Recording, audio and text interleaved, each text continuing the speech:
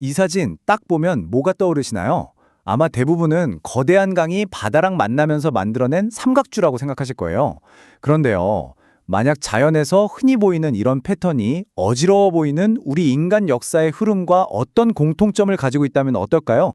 이번 시간에는 바로 그 놀랍고도 흥미로운 가능성에 대해 한번 파헤쳐 보려고 합니다. 어쩌면 역사는 그냥 무작위적인 사건들의 나열이 아니라 마치 자연처럼 어떤 숨겨진 코드, 즉 프랙탈 패턴을 따르고 있을지도 모른다는 이야기죠. 자, 그럼 이 모든 이야기의 기반이 되는 과학 개능부터 한번 짚고 넘어가야겠죠. 도대체 프랙탈이라는 게 뭘까요? 프랙탈 말이 좀 어렵죠? 근데 아주 간단해요.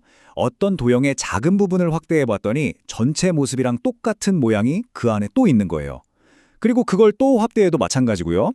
이렇게 자기를 닮은 모습이 계속 반복되는 성질, 이걸 자기 유사성이라고 부릅니다. 지금 보시는 이 이미지가 수학에서 가장 유명한 프랙탈 중 하나인 망델브로 집합인데요.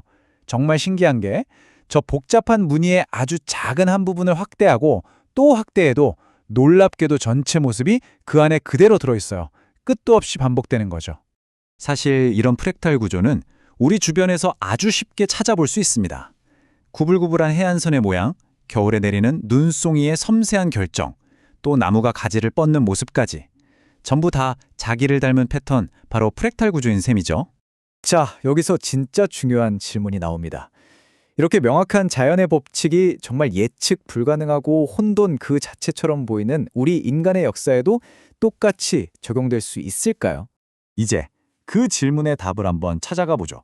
우리의 첫 번째 역사적 사례, 바로 조선시대로 한번 가보겠습니다. 과연 이 이론이 진짜 맞는지 한번 확인해 보자고요. 자, 권력을 손에 넣는 과정에는요, 보통 뚜렷한 4단계 패턴이 보인다고 해요. 첫째, 쿠데타로 확 뒤집고, 둘째, 반대파를 싹 숙청하고, 셋째, 법이나 제도를 나한테 유리하게 바꾸고, 마지막으로 그 권력을 아무도 못 넘보게 독점하는 거죠. 그럼 이 4단계 패턴을 두 인물에 한번 대입해 볼게요. 한 명은 조선을 세운 태조, 이성계, 다른 한 명은 그로부터 약 60년 뒤에 왕이 된 손자, 세조입니다. 과연 할아버지와 손자가 똑같은 길을 걸었을까요? 결과는 정말 놀랍게도 똑같았습니다. 두 사람 다 정확히 이 4단계를 그대로 밟았어요.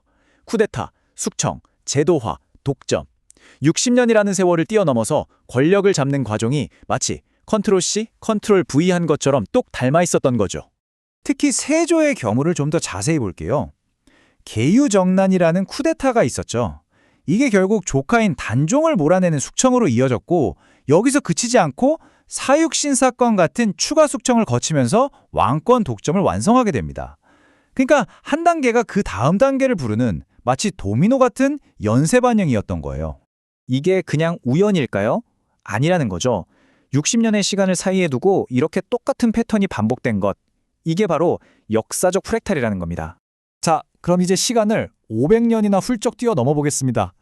과연 이 패턴이 조선시대뿐만 아니라 우리가 살고 있는 현대사에서도 반복됐을까요? 20세기 한국 현대사를 보면요, 굵직한 사건들이 있죠.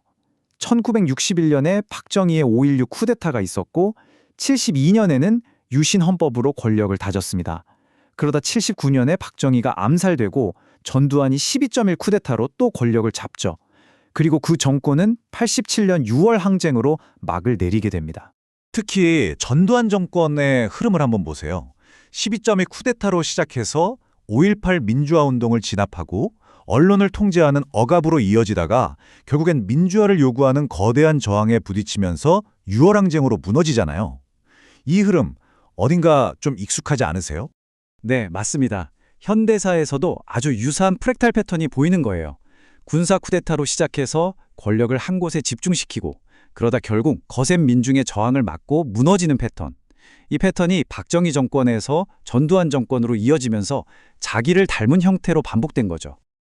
그리고 바로 이 사진이 그 패턴의 마지막 단계인 저항을 상징적으로 보여주고 있습니다. 1587년 6월 시민들의 저항이 마침내 임계점을 넘어서면서 독재 정권의 반복되던 고리를 끊어낸 역사적인 순간이었죠. 자, 그렇다면 조선시대부터 현대사까지 시대를 관통해서 나타나는 이 프랙탈 패턴, 이게 대체 우리에게 뭘 말해주고 있는 걸까요? 마지막으로 그 의미를 한번 짚어보겠습니다. 만약 역사가 정말 프랙탈 법칙을 따른다면 이건 세 가지를 의미해요. 첫째, 시대가 아무리 바뀌어도 권력이 만들어지고 집중되고 무너지는 방식은 놀랍도록 비슷하다는 것. 둘째, 역사는 서서히 변하는 게 아니라 어떤 작은 사건이 계기가 돼서 갑자기 확 바뀔 수 있다는 것.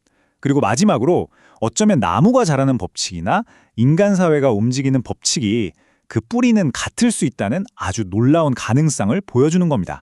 이 유명한 말이 있죠. 역사는 반복되지 않는다. 하지만 종종 운율을 맞춘다. 이 말이 바로 역사 속 자기 유사성이라는 아이디어를 기가 막히게 표현해 주는 것 같아요.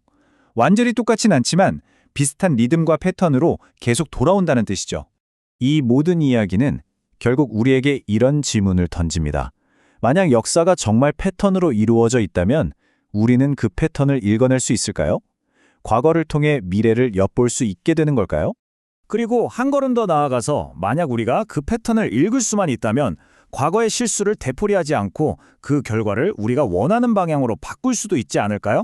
역사의 코드를 해독한다는 건 어쩌면 단순히 과거를 이해하는 걸 넘어서서 우리의 미래를 직접 만들어가는 열쇠가 될지도 모릅니다.